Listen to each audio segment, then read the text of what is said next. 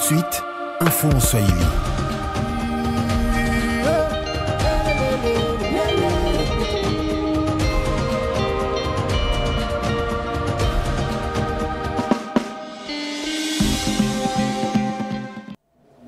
Wassalamu alaikum watazamaji wapenzi wa televisheni ya Raia, tunawalikeni kwa kuweza kufuata taarifa habari katika lugha bora tukufu la Kiswahili yenye tutaweza kufungua ukurasa wa habari tukiwajulisha kwamba jana kunako jumba la taifa Rais Felix Antoine Tshisekedi aliweza kumpokea kwa mazungumzo mpinzani Martin Fayulu Madidi.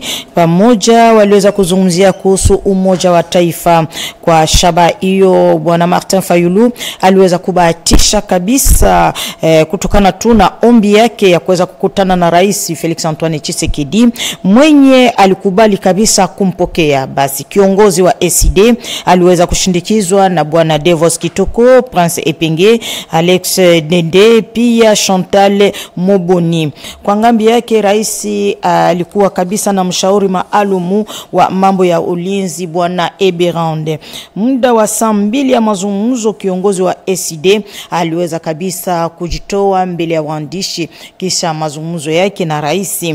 Basi ndiye aliweza kujulisha mbele ya waandishi ya kama kuna suruhisho kabisa ya kuweza kukataa kugawanyika kwa nchi na kuweza kumaliza kabisa magumu yenye kupitikana mashariki ya Jamhuri ya Kidemokrasia ya Kongo. Anaomba vile vile majadiliano iweze kufanyika juu ya kutafuta tu umoja pia nia ya Senko na ECC, sababu tunapashwa kuunda umoja kwa kuweza kutetea nchi yetu.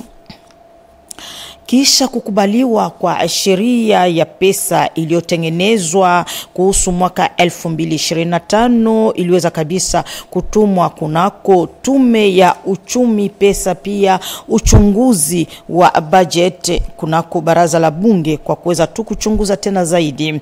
Basi memba wa tume hiyo chini ya uongozi wake mteule Guy Mafuta Kabongo waliweza kabisa kujikusanya muda wa siku 3 kwa kuweza kuchunguza zaidi nukta kwa nukta ya sheria hiyo ya pesa. Basi kutokana tu na hiyo memba wa serikali Suminwa waliweza kualikwa kwa kuweza kujibia kwa mashuruli ya memba wa Ecofin. Waliweza kutoa kabisa mwanga kuhusu utumiaji wa budget hiyo yenye iliweza kuinuliwa pia kutengenezwa. Ila vita ya mashariki ya nchi inatatiza kabisa hali ya pesa ya Jamhuri ya Kidemokrasia ya Kongo, pia hali ya uchumi wa nchi kutokana tu na ubabe huo wa vita yenye kutuangamiza mashariki ya Kongo. Basi tume hiyo ya Ecofin iliweza kupewa mwanga na memba wa serikali wenye waliweza kuwa mbele yao kwa kuweza kuwatolea mwanga namna gani budget hiyo inatumikishwa. Upande wa kijamii ukomtajua kwamba waziri wa kijamii Mama Aziz Munana aliweza kuwa na mazungumzo duru kwa duru alihusiana na wakongomani wenye kuishi pale Uganda. Hawa walikuja kabisa kumuonesha hali ya mtu ya wakongomani wenye kuishi Kampala. Wanaomba kabisa msaada wenye utaongozwa kati ya wizara wa nje, utaweza kuongozwa na wizara wa nje pia wizara wa mambo ya kijamii kwa kuweza kusaidia raia wa Kongo wenye kuishi upande huo wa Uganda. Na kisha yake Mama Aziz Munana akapokea tena wanyampara watatu wa mji wa Bukavu, yani wa mtaa wa Kadutu, Ibanda pia Bagira. Hawa walikuja kabisa kuomba msaada kwa serikali kwa ajili ya mripuko wa moto wenye uliweza kutokea kumji wa Bukavu, kwani raia wengi waliweza kutatizwa na manyumba yao iliweza kuunguzwa. Basi maujumbe hizo miwili ziliweza kabisa kusikilizwa kwa wekevu na mama waziri Aziz Munana, pia aliwaidia kabisa kutafuta suruhisho.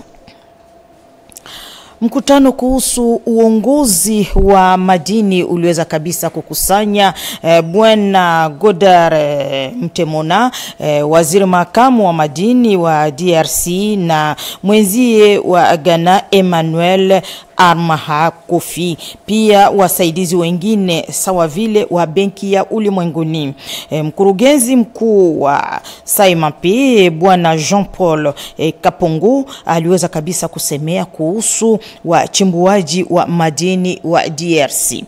Mkutano uliweza kabisa kutokana tu kukomeshwa kwa faida ya wote. Ujumbe wa DRC ulioongozwa na waziri makamo wa madini uliweza kabisa kupewa sifa kutokana tu na masemi yao gisi waliweza kutetea hali ya wachimbuaji wa madini wa DRC, pia hali ya yenye madini ya DRC iko natumikishwa gisi gani kuna chimbuliwa. Waliweza kupewa kabisa sifa kwa kuona kwamba waliweza kutetea kabisa hali ya madini ya DRC.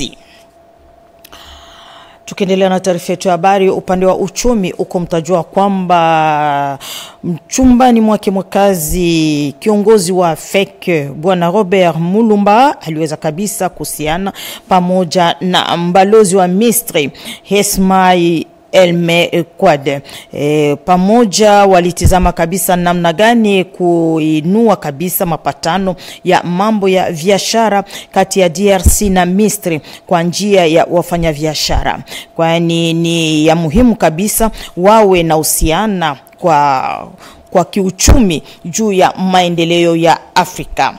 Wiki hii kamati ya uongozi iliweza kabisa kuwa na mkutano juu ya kuweza kuchunguza matumikio bora ya kazi hiyo. Memba waliweza kabisa kuchunguza hali ya pesa ya FEC kuhusu mwaka 2024, pia ripoti ya FEC, pia ya chumba cha madini. Kiongozi wa FEC aliomba kabisa kwa memba wa FEC kwa kuweza kutengeneza kazi yote yenye kuhusika na mambo ya biashara ya Jamhuri ya Kidemokrasia ya Kongo. Upande wa mazingira kwa kuweza kudamanisha kabisa mji wa Mbuji-Mayi, ndiye Abe Theo Kaniki huyo wa diocese ya Mbuji-Mayi muda masiku yake hapa mjini Kinshasa aliweza kukutana na kiongozi wa Fojeka bwana Jenny Kande Mukendi. Huko waliweza kabisa kukutana na kuweza kuangalia kutokana tu na miradi inayohusika juu ya ubora wa kijamii na yenye wanapaswa kabisa kutia mchango wao. Bwana kiongozi wa Fojeka anapaswa kutia mchango wake juu ya kuweza kudamanisha kabisa kutia urembo kwa mji wa Mbuji-Mayi kutokana na hali ya mazingira. Basi mkutano huo kabisa, mazungumzo yao iliweza kabisa kuhusika juu ya kuweza kukazanisha kabisa mapatano kati ya viongozi hao wawili juu ya kukamilisha mradi wa maendeleo pia ya mazingira ya sehemu ya Mbuji-Mayi ku Kasai ya Mashariki Kasai ya Mashariki, pia kuangalia namna gani ya kuweza kuinua vile vile makazi ya diocese hiyo ya Mbuji-Mayi. Upande wa Kasai ya Mashariki mtajua kwamba FONAREV inaendelea kabisa na mafunzo ya wachunguzi pale Mbuji-Mayi kujimbo ya Kasai ya Mashariki. Basi mafunzo hayo ya siku 7 ni kipindi cha muhimu kabisa ya makazi ya FONAREV katika jimbo. Basi habari hiyo ilijulishwa na coordonata mkuu wa FONAREV ya Grand Kasai bwana Miran Mulumba, kwani programa hiyo ya kuzidisha kabisa elimu ya wachunguzi wa kesho iko tu ya muhimu juu ya kuweza kutambua kwanza na kuwapasha ufahamu, kuzidisha ufahamu wao, pia kusaidia vile vile wahanga wa mafitina, pia visa vilivyopitikana katika jimbo. Kwani hali hiyo inaonesha nia ya FONAREV ya kuweza kabisa kujongea pembeni ya raia, pia kuwapa kabisa raia hawa kitumaini kwa kuweza kuwagaramia. Tunajielekeza upande wa Sud Ubangi. Uko mtajua kwamba DRC kwa hapa sasa, kutokana na hali ya maendeleo ya majimbo 26 26 pia mji wa Kolwezi inatayarishwa kabisa na jianda kwa kuweza kupokea maliwali wa majimbo hizo 26 kwa kuweza kuongoza mkutano wa 12 ya maliwali wa Jamhuri ya Kidemokrasia ya Kongo yenye itaweza kuanzishwa tarehe 10 Juni hadi tarehe 13 mwaka 2025. Basi liwali wa jimbo ya Sud Ubangi, mtumishi wa Mungu Mishe Muponga, aliweza kufika kumji wa Kolwezi kujimbo ya Lualaba hapo majuzi. Kunako uwanja wa Lualaba aliweza kufika na aliweza kabisa kupelekwa mahali kwenye aliweza kupangishwa katika mji wa Kolwezi. Basi mkutano wa maliwali wenye utaweza kuendeshwa upande huo utaweza kuendeshwa na Rais Felix Antoine Tshisekedi. Upande wa jimbo la Equatori uko ni kikao cha kuweza kupiganisha tu hali ya mabadiliko ya nyakati iliweza kabisa kukomeshwa pale Mbandaka kujimbo la Equatori. Muda wa wiki mbili, wajuzi 13 wa mahali mbalimbali ya ENPP ya masekta ya mazingira, pia miungano sio kwa ya kiserikali mashariki na shirika ya sekta ya mazingira waliweza kabisa kubadilishana mafikara mbalimbali. Katika masemi yake, liwali makamo Thomas Boyenge alijulisha kama mkutano huo utaruhusu kabisa DRC na hasa jimbo ya Equatori kutuliza kabisa, pia kutengeneza hali mbovu pia vinyume vya mazingira. Mabadilishano hiyo ya mafikara itasaidia vile vile sekta hiyo kwa kuweza kujiongoza. Kiongozi makamo wa ENPP Chopo Kogao David alisema juu ya nini kabisa waliweza kuchagua ENPP ya Equatori iliyetungwa na mkurugenzi mkuu wa Equatori wa ENPP Godefroid. Basi waliweza kuangalia ya muhimu ni kuona kwamba mwito kubwa wa Jamhuri ya Kidemokrasia ya Kongo unapatikana upande wa Equatori.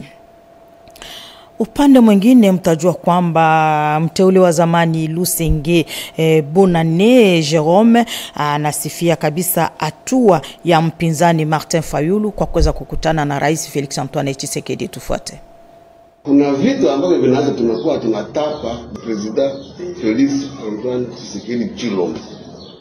Hii kiburi yenye iko nayo juu ya kukataza Paul Kagame na Rwanda kubalkanize RDC. Nchi yetu ilikuwa na lazima ya mtu mwenyewe hawezi kuwa korombi hata unaleta nini. Na huyu mtu ni bahati ya Mungu kutuletea huyu mtu jina lake Felix Antoine Tshisekedi. Ndio maana ni kwa hiyo tu tunamkumisa, tunamshukuru na tunampigia mikono sisi wakongomani wote.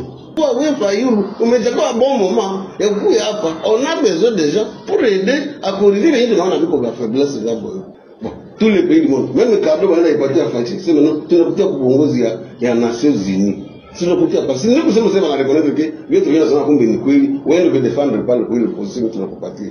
Donc avec cette réalité là, watu wa Senko wanaweza kuja na idea ya kujenga nchi. Upande wa kanisa Kimbangu mtajua kwamba tarehe 6 Juni ya kila mwaka kanisa Kimbangu inasherekea siku kubwa kabisa. Ndiye upande wa kanisa hiyo waaminifu wa kanisa Kimbangu waliweza kuwa kabisa kujaa kwa umati upande wa Nkamba kwenye kuwa makao yao kubwa ya kanisa hiyo. Huko waliweza kabisa kudumbwiza mziki. Hata wengine wenye waliweza kutokea upande wa Umarekani waliweza kufika upande huo kwa kuweza tu kusherekea sikukuu hiyo yenye inahusika na na kanisa Kimbangu. Mafirimbi yote iliweza kupigwa kabisa, walikuwa katika furaha kubwa. Tarehe 6, mtajua kwamba sikukuu hiyo itokea mwaka 1921 kwenye Bwana George Leon aliweza kabisa kuwa askari wa ukoloni, aliweza kuwa pale Nkamba kwa kuweza tu kupima namna gani ya kuweza kumkamata Nabii Simon Kimbangu. Basi wakati huyo waliweza kumkamata Nabii Simon Kimbangu, ndiye tarehe hiyo ni ukumbusho mkubwa yenye kanisa hiyo Kimbangu iko inasherekea kutokana tu na kukamatiwa kwa Nabii Simon Kimbangu.